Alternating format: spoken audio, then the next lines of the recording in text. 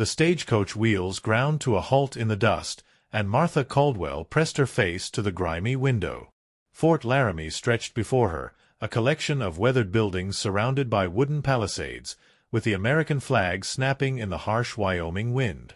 She clutched the worn letter in her gloved hands, the one that had brought her here from Ohio to marry Captain James Whitmore, a man she'd never met but whose careful penmanship had promised her safety, comfort, and a new life on the frontier. "End of the line, miss," the driver called down. "Fort Laramie." Martha stepped down from the coach, her blue traveling dress catching the dust that seemed to coat everything in this desolate place. The other passengers, 2 merchants and a cavalry courier, dispersed quickly, but Martha stood frozen as she stared at the fort's main gate. It was locked. Heavy chains wrapped around the wooden posts, and no sentry stood guard. "Excuse me," she called to the departing courier. "The fort, why is it closed?" The young soldier turned back, his face grave. "You ain't heard? Captain Whitmore went missing 3 days ago. Whole place is under quarantine orders from Colonel Matthews at Fort Russell. Nobody in or out until they figure out what happened." Martha's heart sank. "Missing? But I'm his intended bride. I've traveled from Ohio. He sent for me." The courier's expression softened. "I'm sorry, miss, but there's been trouble. Whitmore was last seen heading out on patrol with 2 men. Only one came back, half dead and talking about ambush. The other's body was found by the river, scalped." He lowered his voice. "Some say it was Sioux. Others think it was something else entirely." As the courier rode off, Martha stood alone in the growing dusk, her trunk at her feet and nowhere to go. The nearest town was 40 miles south, and she had barely enough money for food, let alone another stagecoach ticket. She walked to the gate and pressed her face between the wooden slats. "Hello," she called. "Is anyone there?" A figure emerged from the shadows, a grizzled sergeant with a gray beard and suspicious eyes. "You need to move along, miss. Fort's closed. I'm Martha Caldwell. Captain Whitmore sent for me. I'm to be his wife." The sergeant's expression changed. "Martha? Jesus, he talked about you plenty. Said you had hair like wheat and eyes like spring water." He shook his head. "I'm Sergeant McKinnon. Been waiting for you to arrive, but now, hell, this is a mess." "Please," Martha said. "I have nowhere else to go." McKinnon looked around nervously, then unlocked a smaller side gate. "Come on. But keep quiet. Colonel's orders are strict. No civilians. If he finds out I let you in." Martha grabbed her trunk and followed him through the gate into the fort's main courtyard. The place felt like a tomb. Windows were shuttered, and the few soldiers she glimpsed moved like ghosts in the shadows. "Where is Captain Whitmore?" she asked. McKinnon's jaw tightened. "That's what we're all wondering, miss. That's what we're all wondering." McKinnon led Martha to a small cabin behind the officers' quarters. "This was meant to be your home," he said, producing a key. "Captain fixed it up special for you. Had the boys whitewash the walls and everything." Inside, Martha found a modest but clean space with a stone fireplace, a small table, and a bed covered with a quilt that still smelled of lavender. On the table sat another letter in Captain Whitmore's handwriting, addressed to "My dear Martha." Her hands trembled as she opened it. "My dearest Martha, if you are reading this, then you have arrived safely. I pray you find this humble dwelling acceptable. I have tried to make it worthy of a lady such as yourself. I confess I am nervous about our meeting, but your letters have given me hope that we might find happiness together in this harsh land. I am not a man of many words, but I promise you honesty, protection, and whatever comfort I can provide. With anxious anticipation, Captain James Whitmore." Martha pressed the letter to her chest, feeling tears sting her eyes. She had come here to marry a stranger, yes, but his letters had revealed a gentle, thoughtful man. Now he was gone, and she was trapped in a locked fort with no answers. A soft knock interrupted her thoughts. McKinnon entered with a tray of food and a worried expression. "There's something else you need to know," he said. "About the captain's disappearance." Martha set down the letter. "Tell me." 3 days ago, Captain Whitmore received a message. A woman named Sarah Two Horses, she's half Lakota, half white, came to the fort claiming her children had been taken by a group of white men. Deserters, she said. Men who'd been stealing from the tribes and selling guns to hostile bands. He went to help her? Against orders. Colonel Matthews had forbidden any patrols beyond the river. But Whitmore, he had a soft spot for women and children in trouble. Took 2 volunteers, Private Johnson and Corporal Blake, and rode out at dawn. McKinnon sat heavily in the chair across from her. Johnson came back alone, shot through the shoulder and half mad with fever. He said they'd found the deserters' camp in Devil's Canyon. Said Blake was killed in the first exchange of gunfire, but Whitmore. Johnson claims he saw him taken alive. Taken by whom? That's where it gets complicated. Johnson was delirious, but he kept talking about Sarah Two Horses being there. Said she was with the deserters, said it was all a trap. Martha felt a chill run down her spine. You think she betrayed him? I don't know what to think. Sarah's people have been trading with the fort for years. Her husband was a good man, White Thunder, chief of a small band that stayed peaceful. But he died last winter, and Sarah, she's been desperate. 2 young children and no protection. Martha stood and walked to the window, looking out at the darkening courtyard. Where is she now? That's just it. Nobody knows. She hasn't been seen since the day before Whitmore disappeared. Her children, too. The whole family just vanished. A terrible thought occurred to Martha.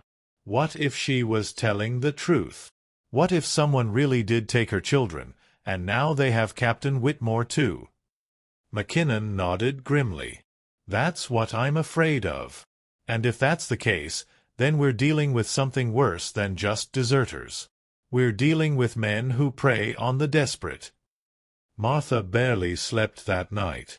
Every creak of the cabin walls, every distant sound from the fort, made her start.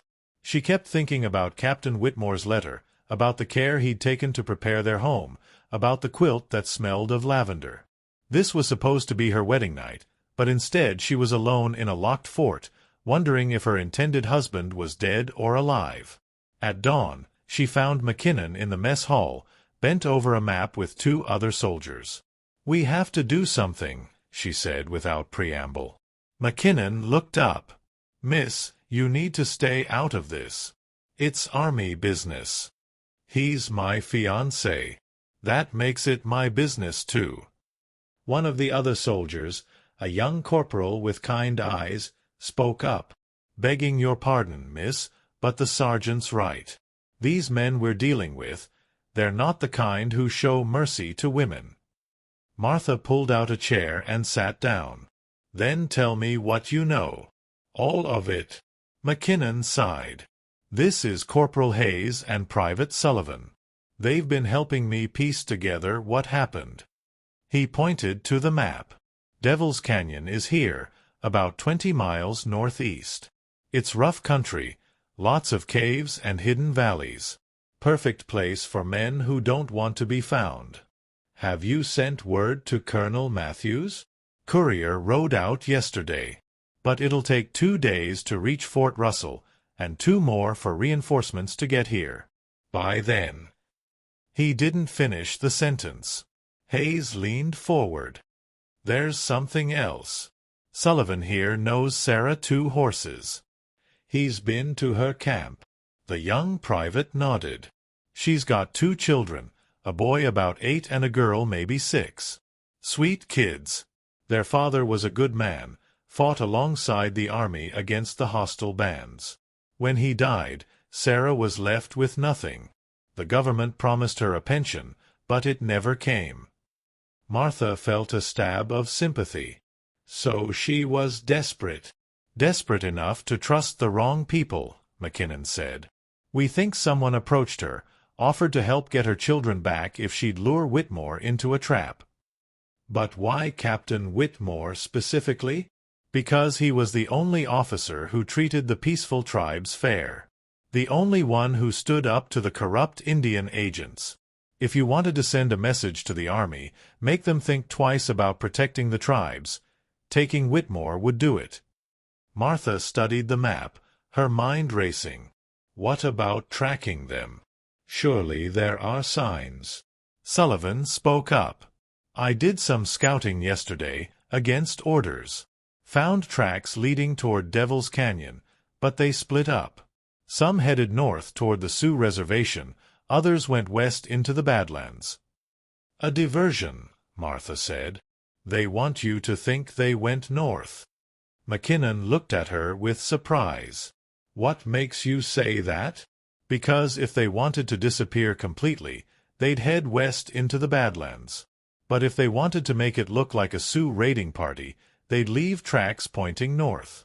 The real question is, are they trying to disappear, or are they trying to start a war? Hayes and Sullivan exchanged glances. She's got a point, Hayes admitted. If white men killed an army officer and made it look like the Sioux did it, it would give the government an excuse to break the treaty, McKinnon finished. Drive the tribes off their remaining land. Martha felt the pieces clicking together. So we go west, into the Badlands. We? McKinnon shook his head. You're not going anywhere, miss. It's too dangerous. I'm going with or without you, Martha said quietly. I didn't come 2,000 miles to sit in a cabin while the man I'm supposed to marry dies in some godforsaken canyon. The three soldiers stared at her. Finally, McKinnon spoke. You've got sand, I'll give you that. But you don't know this country. You don't know how to fight. Then teach me. We have all day. By sunset, Martha had learned to load and fire a rifle, to read basic trail signs, and to ride astride instead of side saddle. Her traveling dress had been replaced with borrowed army trousers and a wool shirt. She looked nothing like the proper Ohio lady who had stepped off the stagecoach, but she felt more ready for what lay ahead. The four of them rode out under cover of darkness. McKinnon, Hayes, Sullivan, and Martha. They headed west toward the Badlands, following the faint trail Sullivan had discovered. The October night was cold, and Martha's breath misted in the air as they climbed into the rocky hills. There, Sullivan whispered, pointing to a distant glow. Campfire. 2 miles ahead. They dismounted and continued on foot, leading their horses through the scrub brush and stone outcroppings. As they drew closer, Martha could make out voices, men laughing and talking around a fire. Her heart pounded as she wondered if Captain Whitmore was among them. McKinnon held up a hand for silence. They crept forward until they could see the camp clearly. 4 men sat around the fire, rifles nearby. In the shadows beyond, Martha could make out the shape of a cave entrance. "That's them," Sullivan breathed. "The deserters." One of the men stood up, a tall, bearded figure with cruel eyes. "Time to check on our guests," he said to the others. "Make sure they're still comfortable." He walked toward the cave, and Martha's blood turned to ice. "Guests. Plural." McKinnon gestured for them to fall back and plan their approach. 4 men, at least 2 prisoners in that cave.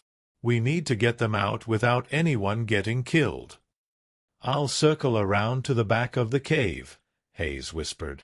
"See if there's another way in." "Sullivan and I will create a distraction," McKinnon added. "Draw them away from the cave entrance." Martha gripped her rifle tighter. "What about me?" "You wait here with the horses. If things go wrong, you ride back to the fort and get help." "No." Martha's voice was firm. "If Sarah Two Horses is in that cave with her children, She'll trust a woman before she trusts soldiers. I'm going in." Before McKinnon could protest, Hayes appeared at his shoulder.